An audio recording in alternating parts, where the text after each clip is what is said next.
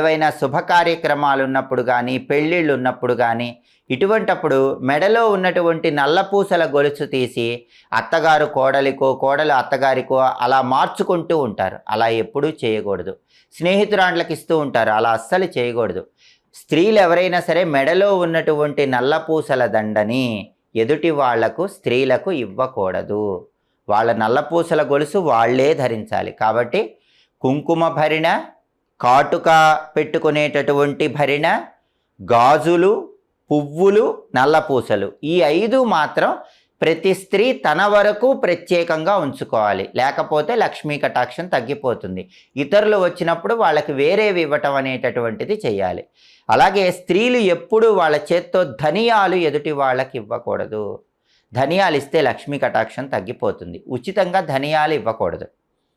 అలాగే ఉచితంగా ధనియాలు తీసుకోకూడదు. ఉప్పు కూడా ఉచితంగా